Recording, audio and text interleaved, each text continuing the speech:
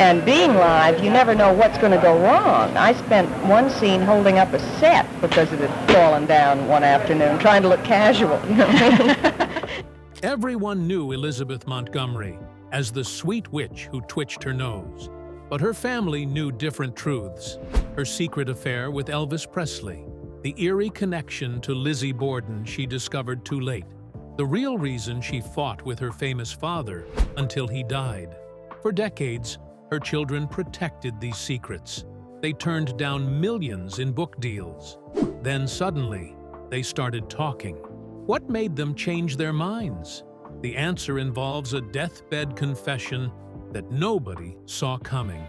Elizabeth Montgomery was born on April 15, 1933, in Los Angeles. Her arrival was marked by an unspoken sadness.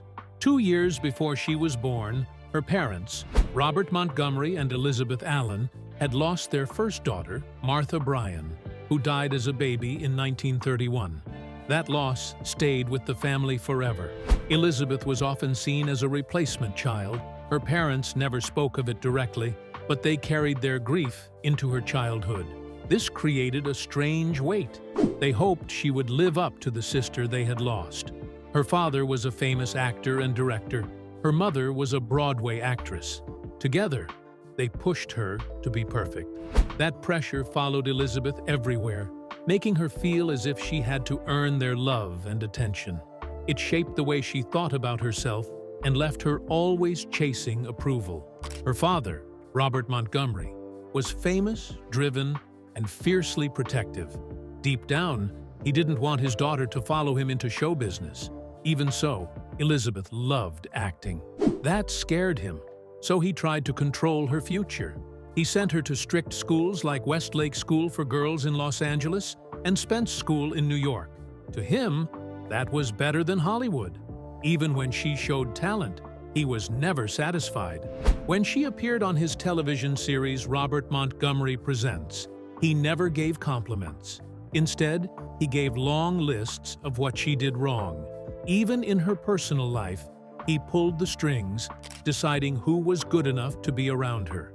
Elizabeth felt trapped by his control, but that only made her more determined to make her own way.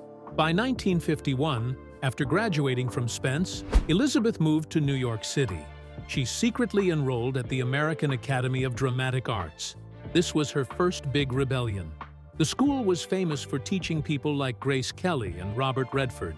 Going there was Elizabeth telling her father she would choose her own path. Within a year, she had earned her first role on television. This time, she was performing because she wanted to, not because someone told her to. It was the beginning of a career built on her own talent. That need to please her father ran deep. Even when Elizabeth was grown up, it followed her. Her choices in men reflected that. In 1954, she married Frederick Kaman, a wealthy businessman who was much older. Her next serious partner was Gig Young, an actor more than 20 years her senior. Many people thought these choices were about her father. They thought she was chasing his approval through other men. The relationships never lasted. They often ended badly. Elizabeth felt as if she was repeating the same emotional cycle over and over. Years after her death, people discovered a strange link in her family. Genealogists found out she was sixth cousins, once removed, with Lizzie Borden. Lizzie was the woman accused of murdering her parents with an axe in 1892. Elizabeth had no idea. Yet in 1975, she played Lizzie Borden in a television movie. The Legend of Lizzie Borden aired on February 10, 1975. Critics praised her eerie performance.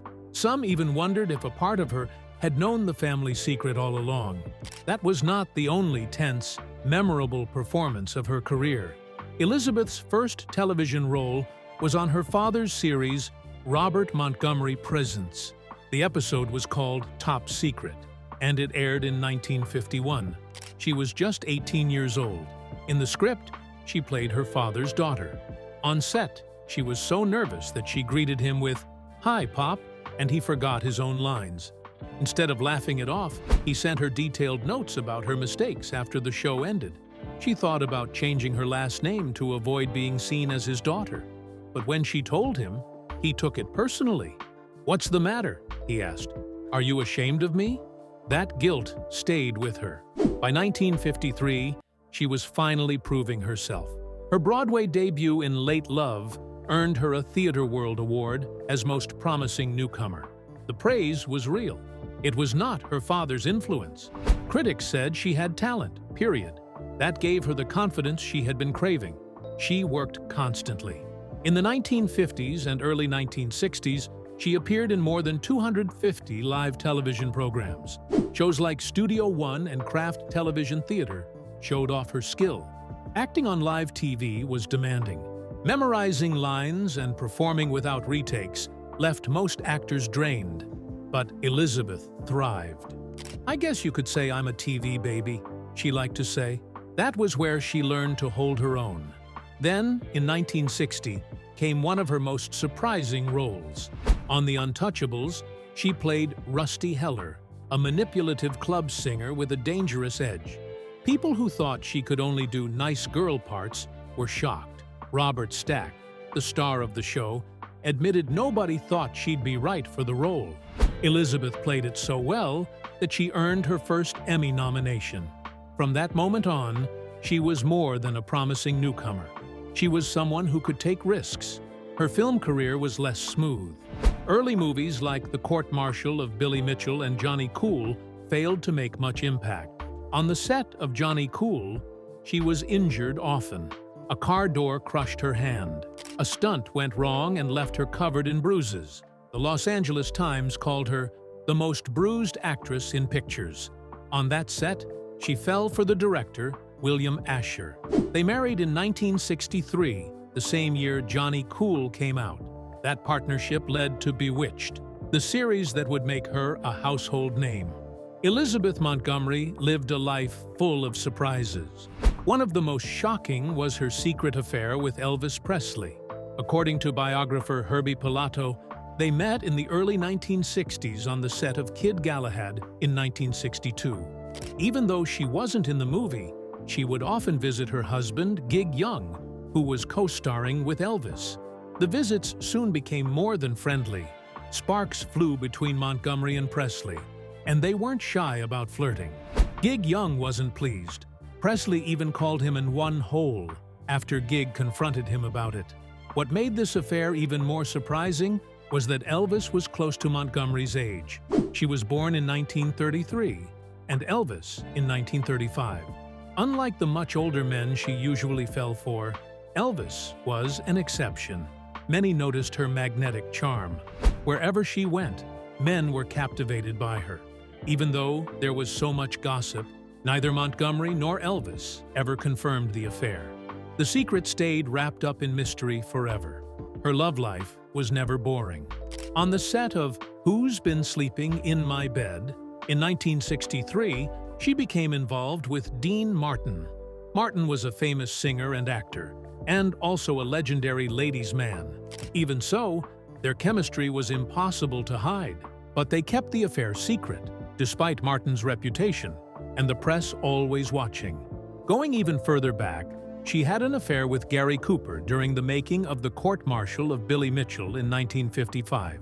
Cooper was 25 years older than Montgomery, fitting the pattern of her choosing much older men. A stagehand eventually caught them alone in Cooper's dressing room. Rumors spread fast. Both affairs stayed mostly private, though they showed her rebellious streak and her skill at keeping secrets. At a time when scandals could ruin careers overnight, Montgomery stayed in control. More intriguing was her friendship with President John F. Kennedy. In the early 1960s, she and her husband, producer Bill Asher, became part of Kennedy's close circle. Kennedy had a well-known weakness for beautiful women. Many wondered if Montgomery was one of them, but she never spoke about it. The timing was eerie.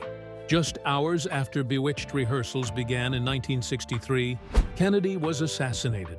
Her big break as Samantha Stevens is forever linked to that tragic day. Throughout her life, she kept her secrets. She never sold her stories or spoke out. Whether their bond was friendship or something more, it stayed locked away. Montgomery's relationships were shaped by a difficult childhood. Her father was actor Robert Montgomery. Elizabeth felt starved for his approval. In his eyes, she could never do enough to earn his love. Herbie Pilato wrote that this left her with a father complex. Time and again, she chose older, damaged men. Gig Young was 25 years her senior and drank too much. Bill Asher, who gave her some of her happiest years, was also controlling. Emotional distance and infidelity marked most of her marriages. Her father disapproved of her career and the men she loved. That only pushed her further into unhealthy patterns. Even as she built a successful career, the scars of her past followed her. Still, Montgomery nearly missed her most famous role. She wasn't sure about signing up for Bewitched. Movies were still more respected than television in the early 1960s, but she decided to do the pilot in November 1963. The very next day, President Kennedy was killed. The shock cast a shadow over the show's beginnings. That strange twist of fate gave the show a kind of eerie significance. Montgomery's choice to take the part changed television forever. When Bewitched premiered on September 17, 1964, it was a sensation. ABC had never seen such ratings. The show reached #1 in the top 50 urban markets around the world. Viewers loved its mix of comedy, magic, and everyday family life. Elizabeth Montgomery was the heart of it all. Warm, witty, and modern, she brought Samantha to life like nobody else could. Clever writing and special effects made the show even more special. It redefined what a sitcom could be and gave ABC a huge boost. And then there was the nose twitch. That famous twitch was never part of the script. Montgomery thought it up herself. Every time Samantha cast a spell, she'd twitch her nose. It was a small touch, but it became iconic. Kids mimicked it. Other shows and ads copied it. A tiny creative choice became a symbol of television history. In 1992, Montgomery told The Advocate that Bewitched had a deeper meaning. Samantha was a magical being forced to hide who she was. That was something a lot of people, especially in the LGBTQ+ community, could relate to. Elizabeth revealed that this was deliberate. The show wasn't just about fun spells, it was about repression and the desire to be accepted. Many viewers felt seen because of that. Even decades later, people look back on the show as more than entertainment. It had heart and hidden power. But making Bewitched was not easy. ABC ordered nearly 40 episodes every year. That was double what most shows did. Montgomery worked long hours. The pressure wore her down. She often had no time to rest. This huge workload became one of the reasons the show eventually ended. Elizabeth Montgomery and William Asher weren't just husband and wife. They were creative partners, too. They got married in 1963, just before Bewitched began. From the start, they thought they could grow their careers together. But what looked perfect on screen was often tense behind the scenes. Asher was already a successful director with hits like I Love Lucy, so he had real power on set. That made it hard for Montgomery. Arguments at home followed them to work. Crew members noticed that when they fought, the mood shifted. What was supposed to be a fun set became stressful. On top of this, there were rumors about Asher being unfaithful. Some even said he had several affairs during their 9-year marriage. That made things worse for Montgomery. People whispered that she began looking for her own sense of affection outside the marriage. Balancing the show and their personal problems took its toll. And then came Richard Michaels. By the early 1970s, Montgomery's marriage was already crumbling. When Michaels joined as a guest director, he and Montgomery grew close. Everyone on set could see what was happening. In a tight-knit world like Bewitched, there were no secrets. That affair ended up breaking 2 marriages. Montgomery and Michaels were serious about each other. Within a year, both couples had divorced. The set became an awkward place to work. People who had once felt like a family were now picking sides. Herbie Pilato, one of the show's writers, called it a spectacular crash. Everyone felt the impact. By the 8th season in 1972, Montgomery had had enough. Her marriage to Asher was over, and so was their working relationship. She told executive producer Harry Ackerman that she would only stay if Asher was fired. Ackerman refused, and with one final sentence, "Well then, Bewitched is done," Montgomery ended the show. It shocked everyone. The ratings were still good, and ABC would have kept it going for at least 2 more years. But she was done. Bewitched ended in March 1972. Her divorce was final that same year. A few other troubling moments followed. Peter Ackerman, Harry Ackerman's son, later remembered an incident on set that was especially ugly. Another guest director had made a crude sexual remark to Montgomery in front of everyone. The crew laughed. The young Ackerman felt sick to his stomach. That kind of behavior was common then. But Montgomery had had enough. She told Ackerman one more time that she would only stay if Asher was gone. When nothing changed, she left, and she wasn't looking back. Montgomery was tired of being seen as the perfect housewife witch. After 8 years as Samantha Stevens, she wanted to do more serious work. By 1972, she was already thinking about darker roles. She took on TV movies like A Case of Rape and The Legend of Lizzie Borden.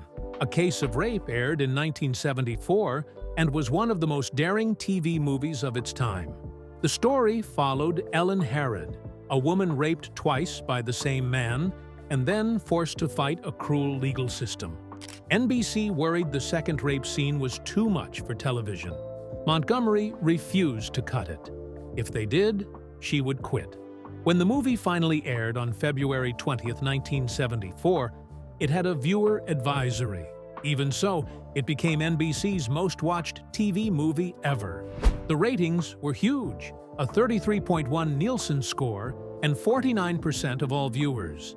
Montgomery was nominated for an Emmy. The movie changed the way people thought about sexual assault on TV. In 1975, she played Lizzie Borden in The Legend of Lizzie Borden. The role earned her another Emmy nomination, but the most eerie part came later.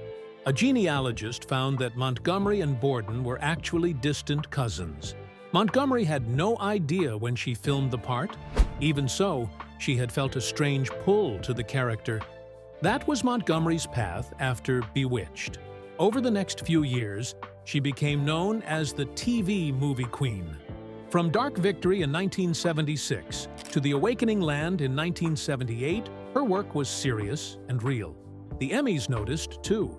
She had been nominated 5 times for comedy on Bewitched. Now she was nominated 3 more times for drama. By the end of the 1970s, her total stood at 9 Emmy and 4 Golden Globe nominations. She had proven that she was more than Samantha Stevens. She was an actress who could take risks and win. Her transformation from sitcom star to serious performer set a standard for actors who wanted to leave typecasting behind. On June 28, 1992, Elizabeth Montgomery and her Bewitched co-star Dick Sargent took a bold step together. They led the Los Angeles Gay Pride Parade as Grand Marshals. It was a historic moment. Over 300,000 people packed West Hollywood. Hundreds of thousands more watched on cable television. Montgomery was there for a reason.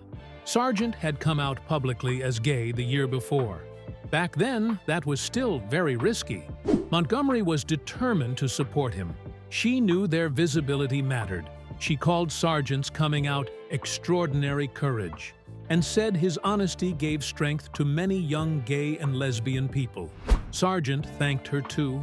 He praised her for standing up against AIDS and supporting gay rights when few celebrities dared. Together, they showed the power of friendship and solidarity at a time when the AIDS crisis still scared most people into silence. That was not her only cause. Long before that parade, Montgomery was already outspoken. In the late 1960s and early 1970s, she had taken an anti-war stance during the Vietnam War. This was brave, especially given her famous father, Robert Montgomery. Robert was a conservative Republican. He had even been a TV coach to President Eisenhower. Elizabeth had a different view. She went to peace rallies. She supported Amnesty International. She spoke out against the war even when it cost her. death threats followed. Hollywood was mostly conservative then, but she stayed true to her beliefs. That honesty strained her bond with her father. Even so, she kept going. Her work did not stop with peace activism. Montgomery also fought for women's rights. On screen, her role as Samantha Stevens on Bewitched challenged traditional ideas of what a housewife could do. Off-screen, she was just as outspoken. She supported equal pay, reproductive rights, and fought sexism in Hollywood.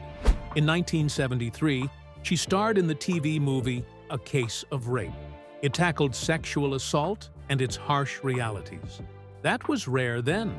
The movie sparked public debate and even influenced laws that gave prosecutors more tools to bring rape cases to trial.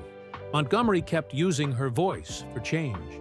She supported the Equal Rights Amendment and showed up at public events for women's causes. Other women in Hollywood followed her lead. When AIDS began devastating communities in the 1980s, Montgomery was there too. Stigma was everywhere.